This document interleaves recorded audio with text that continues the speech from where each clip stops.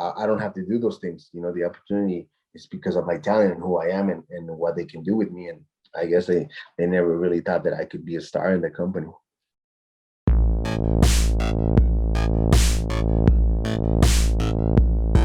You were also a part of NXT, I mean, in the Lucha Dragons. And is there a difference in working between, I mean, how the approach of Vince McMahon is as compared to Triple H? Mm.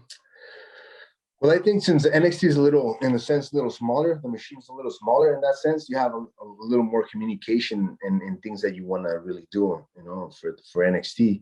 And obviously with WWE, the machine's just this crazy machine going all over the place. When it's television, one thing, somebody tells you one thing, another agent tells you another thing. So you got to connect all the little dots at the same time. And over here in NXT, you know, it's a little more closer relationship. So you're able to tell, you know, what you feel, what you want to do in the match or things like that. And that's mainly the main difference. But, you know, for me, when I was down in NXT, I'm gonna be honest with you, they brought me down because they wanted to build Kalisto up. It wasn't because they want to give me it wasn't because they really wanted to give me an opportunity. They didn't want to give Sin Cara an opportunity. It was to build Kalisto.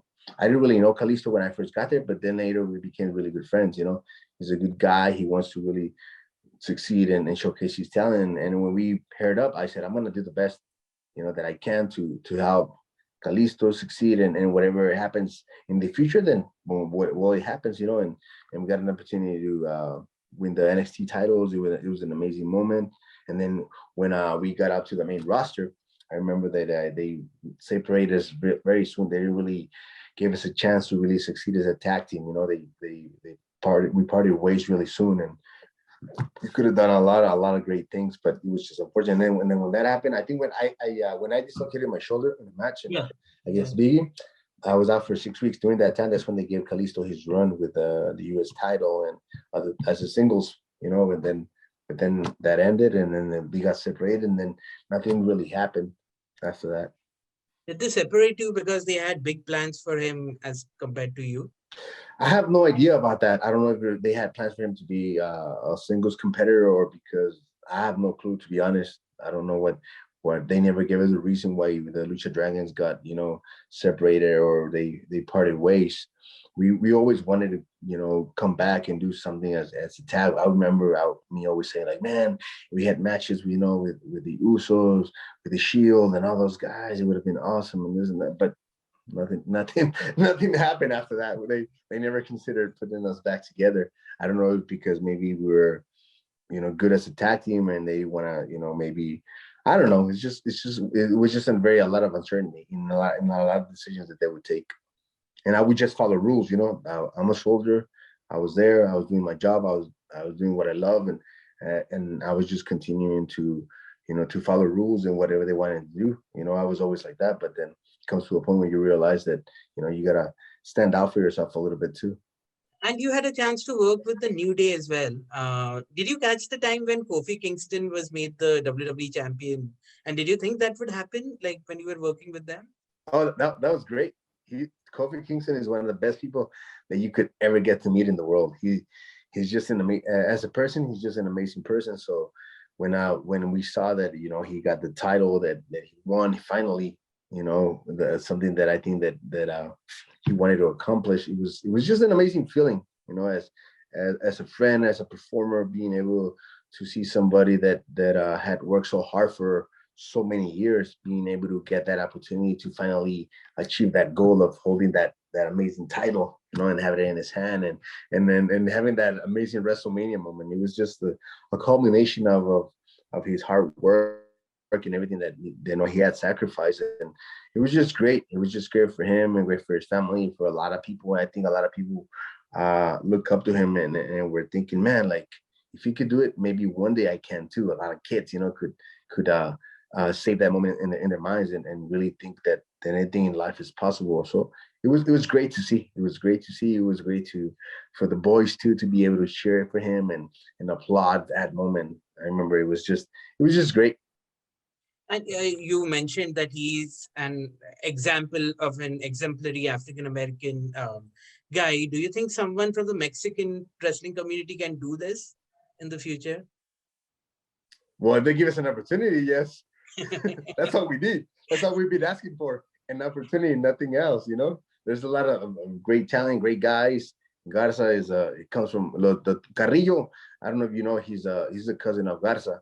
Both of them, last name are Garza. They just had to change his name, but they come from a wrestling dynasty in Mexico, Los Garza, and those kids are great kids. They're healthy. They keep themselves in great shape. They can speak Spanish. They can speak English. They have everything, all the qualities to be able to succeed. Santos Escobar, he speaks Spanish, very great English. He's a guy that has a lot of things in the industry, and that's what we've been asking for. That's what I've been asking for. That's what Andrade was asking for, was an opportunity to succeed. That's all we wanted, but I guess we were not deserving of that opportunity. You mentioned how Vince McMahon passed in front of you recently and without saying hi. Did you have what were your interactions with him like? I mean, is he a good person to talk to? With me, I was me personally, I had never had a bad experience with Vince. Never. Okay. As a person, never. And I never waited outside his office to talk to him. I was never one of those guys that they waited and waited and waited and waited. No. Why would I have to wait for outside for 3-4 hours to see if you can talk to me in that sense? But obviously, whenever every interaction that I always had with him, he was very cool with me. He was always very cool with me, and then he never made a bad face with me. Never, nothing. He was always very, very cool in that sense. I remember one time I was walking towards the Gorilla, and we were at an arena, and I'm walking, getting myself, warmed up, trying to, get myself ready, and then all of a sudden, like, somebody hits me in the back. Okay. They chop me in the back, and they chop me, and I turn around, and then they grab me, and then I turn around, it's Vince McMahon. He's like, I grabbed you because I know you were gonna hit me, because I know you. So that I had like fun interactions with him, in that sense. He was always really cool with me. But other than that, I never had an opportunity to talk to him in that sense. And I'm like, why would I have to wait outside your office like 3-4 hours just for you to talk to me? A lot of the guys did it. Good for them. I never did that. I think that if they really wanted to give me an opportunity, I don't have to do those things. The opportunity is because of my talent and who I am and what they can do with me. And I guess they never really thought that I could be a star in the company. Yeah, I think we are running out of time. My final question. So what was your last discussion with him like? Well, I never got to see him. When I asked for my release. I never got to see him. They told me that I had to make an appointment, and I was like, no, I'm not gonna make no appointment. Like, if I've been in your company for 10 years and you cannot give me 5 minutes of your time, then I'm not worth it. Why am I here then?